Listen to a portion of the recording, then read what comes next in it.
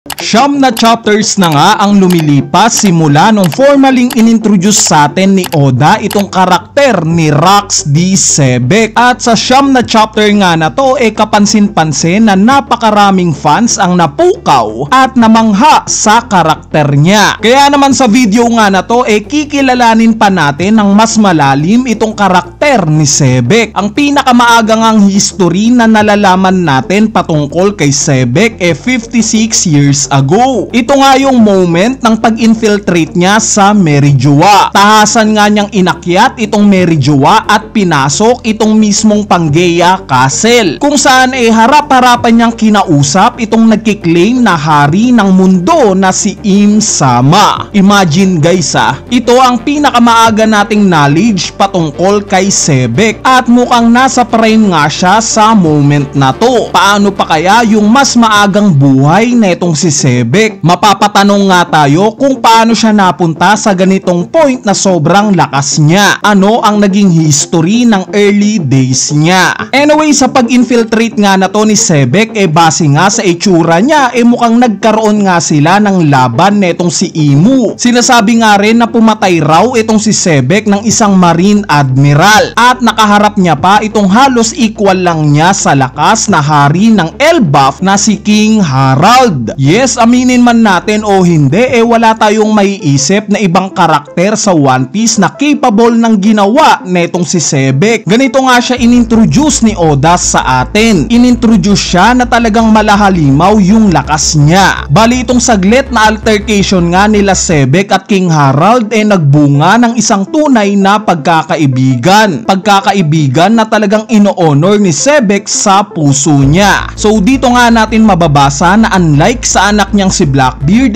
itong si Xebec nga talagang ino-honor yung loyalty. Kumbaga wala sa bukabularyo niya ang mang traidor. Sa tingin ko nga nabasa rin naman ni Whitebeard itong ganitong pag-uugali ni Xebec at possible na isa rin ito sa rason kung bakit siya pumayag na maging captain ito.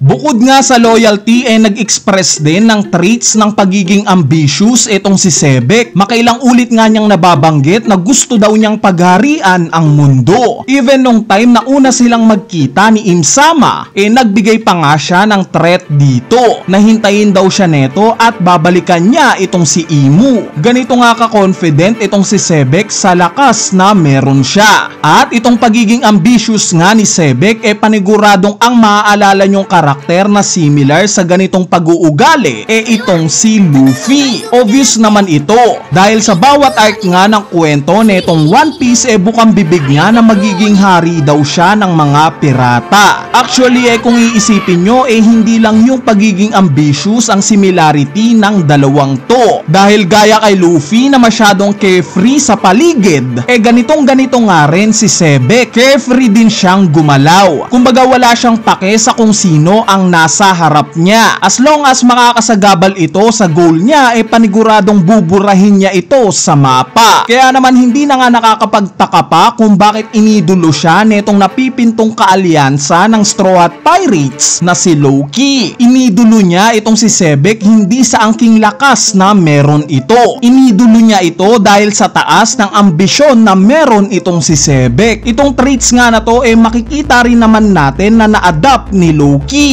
Dahil sa introduction pa nga lang ng karakter niya nabanggit niya na siya daw ang gugunaw sa mundo. Yes, salungat nga ito sa nais ni Xebec, pero marahil naging ganito yung pananaw niya simula nung mamatay na itong iniidolo niya na si Xebec.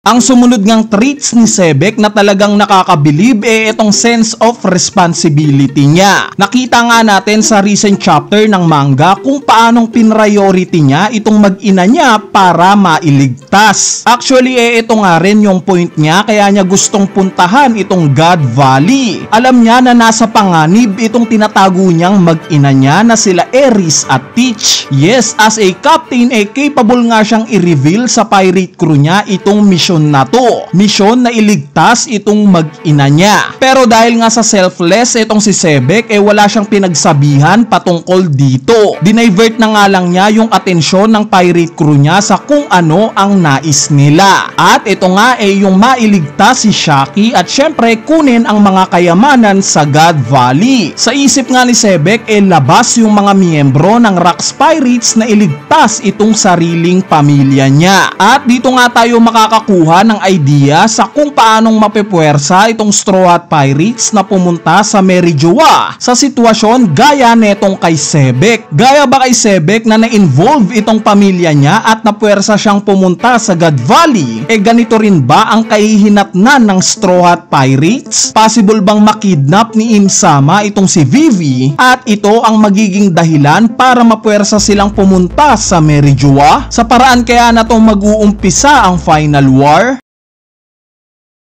Anyway, mabalik nga kay Sebek. With all that being said na mabubuting traits niya, dito nga papasok yung katanungan kung bakit siya binabrand as villain. Bakit masama ang tingin sa kanya ng karamihan? Dahil ba yan sa siya ang tatay ni Blackbeard? Dahil ba yan sa siya ang leader ng mga future emperors? Yes, at some point nga nakita nating inatake ng grupo niya itong isang bahay ampunan. As stated din sa loob daw ng 2 taon napakarami nilang nilabag na batas. Pero kung marirealize nyo nga lahat ng galaw na to related sa world government. Hindi umaatake si Sebek ng mga inosenteng sibilyan. As long as related sa world government ang isang isla o mga tao, dito lang siya gumagawa ng aksyon. Kaya naman itong pagbabrand sa kanya as villain I doubt na deserve ito ng karakter ni Sebek. Ang totoong kalaban itong kadadating lang sa God Valley. Kung iisipin nga natin magiging full circle moment yung kalalabasan ng flashback netong si Sebek. Una natin siyang nakita na nangako kay Im-sama na babalikan niya ito. At possible na huli naman nating makikita itong si Sebek na pinapatay na netong si Im-sama. Ano't ano pa man ang magiging kapalaran netong si Sebek isa lang ang sigurado tayo. Mali yung una nating assumption na isang malupit at ubod ng sama itong karakter niya. Simply isa lang siyang kapitan, tatay, asawa, at kaibigan na handang isakripisyo ang sarili niya alang-alang sa ikabubuti ng mundo.